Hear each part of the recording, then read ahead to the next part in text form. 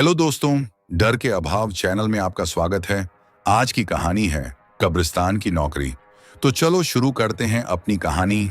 रात के घने अंधेरे में जब पूरा शहर गहरी नींद में डूबा होता है, तब मैं अपनी ड्यूटी पर जाता हूँ। एक सुनसान, पुराना और रहस्यमयी कब्रिस्तान जो शहर के किनारे बसा है।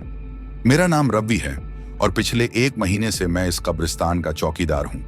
पहले पहले यह नौकरी मुझे आसान लगी, लेकिन धीरे धीरे मुझे एहसास हुआ कि यह जगह सामान्य नहीं है।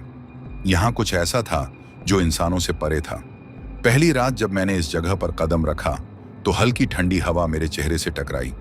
चारों ओर घना अंधेरा था और पुराने पेड़ों की परछाइयां अजीब सी शक्लें बना रही थीं। एक टिमटिमाती स्ट्रीट लाइट की रोशनी में मुझे कब्रों की कतारें दिख रही थीं। मैं अपनी टॉर्च जलाकर धीरे धीरे आगे बढ़ा। रात के करीब 2 बजे थे। सब कुछ शांत था, सिवाय झींगुरों की आवाज और हवा के सरसराने के। तभी अचानक मुझे किसी के कदमों की आहट सुनाई दी। मैं चौंक गया। यहाँ इस समय कौन हो सकता है? मैंने इधर उधर देखा, लेकिन कोई नहीं था। यह सोचकर कि शायद मेरा वहम होगा, मैं अपनी चौकी के पास बने छोटे कमरे में चला गया। लगभग आधे घंटे बाद मुझे फिर कुछ अजीब सा महसूस हुआ। मेरे कमरे के बाहर किसी के फुसफुसाने की आवाज आ रही थी। ऐसा लग रहा था जैसे कोई धीरे धीरे मेरा नाम पुकार रहा हो। रवि, रवि! मेरे रोंगटे खड़े हो गए। दिल जोर जोर से धड़कने लगा। मैं टॉर्च लेकर बाहर निकला, लेकिन वहां कोई नहीं था। ठंडी हवा और भी तेज हो गई थी। मैंने अपने डर को अनदेखा करते हुए सोचा कि शायद हवा की आवाज होगी, लेकिन तभी मैंने एक पुरानी कब्र के पास किसी को खड़ा देखा। मैंने टॉर्च की रोशनी उस दिशा में डाली तो मेरा शरीर सुन्न पड़ गया।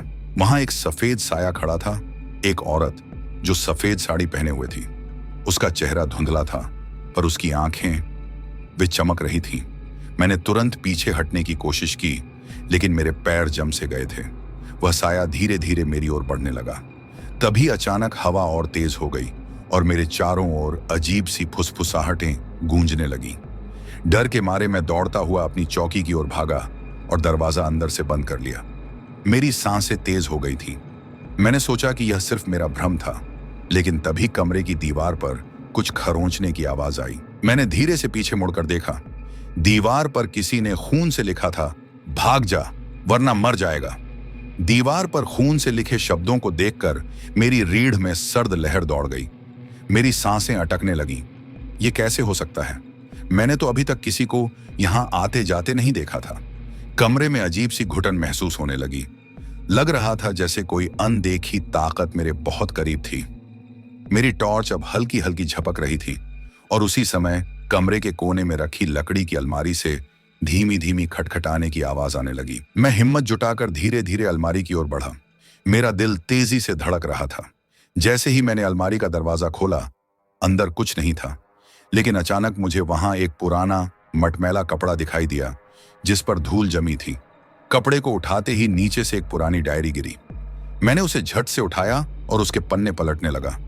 पहले कुछ पन्नों में कुछ भी समझ नहीं आया, लेकिन बीच के एक पेज पर खून से लिखा था, जो भी इस कब्रिस्तान की पहरेदारी करता है वह 7 रातों तक जिंदा नहीं रह पाता। यहाँ जो दिखाई देता है वह हमेशा सच नहीं होता।